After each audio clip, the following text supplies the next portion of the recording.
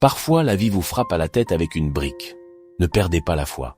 Je suis convaincu que la seule chose qui m'a permis de continuer était que j'aimais ce que je faisais. Disait Steve Jobs. L'électronique était mon univers. Concevoir et fabriquer des appareils semblait être ma destinée. Mais quand une porte se ferme, parfois une fenêtre s'ouvre sur un horizon plus vaste. Aujourd'hui, je vous raconte comment la désillusion de mon rêve électronique m'a conduit à embrasser une révolution naissante, l'informatique et les autoroutes de l'information. En 1995, pendant que je digérais l'échec de nos ambitions électroniques au Cameroun, une révolution se préparait aux États-Unis. Bill Clinton et Al Gore annonçaient les autoroutes de l'information et de la communication, ce qui allait devenir Internet tel que nous le connaissons. Je n'étais pas dépaysé. L'informatique reste un dispositif électronique et sa logique est celle de l'électronique numérique.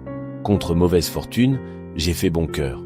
Tout comme j'avais dévoré les 900 pages de Malvino en 2 semaines pour l'électronique, je me suis immergé intensément dans l'informatique et ses fameuses autoroutes annoncées. Ma première conférence a été favorisée par mon professeur d'électronique à Polytechnique, monsieur Emmanuel Tonnier.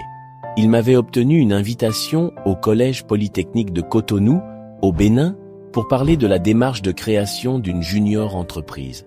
C'est lui qui a inauguré ma vie de conférencier. Merci infiniment à lui.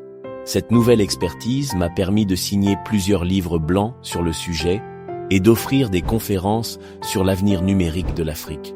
Une nouvelle identité professionnelle prenait forme. Le hasard fait parfois bien les choses. Un ami de monsieur Tonnier, Michel Clou, paix à son âme, car il nous a quittés, dirigeait Acerfi France et décida de créer un réseau africain des Acerfi.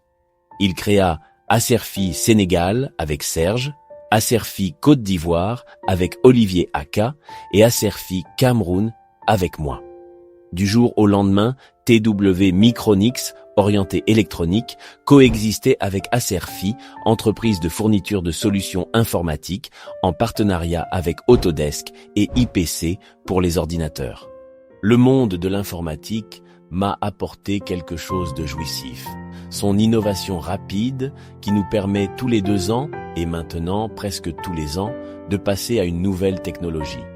Étant quelqu'un qui n'aime pas la monotonie, j'avais trouvé mon élément. J'ai loué pour Acerfi un bâtiment au centre-ville, à l'immeuble Phonader. C'est devenu mon bureau et celui de mon directeur informatique, tandis que seul le directeur électronique est resté à Miniferme avec TW Micronix. Une nouvelle aventure commençait. Cette transition m'a enseigné une leçon fondamentale. Nos échecs apparents sont souvent des redirections vers notre véritable voie. La passion pour la technologie restait le fil conducteur, mais elle avait trouvé un nouveau canal d'expression. L'entrepreneur doit savoir s'adapter quand le marché change, transformer les obstacles en opportunités. Cette capacité d'adaptation est peut-être la compétence la plus précieuse que j'ai développée.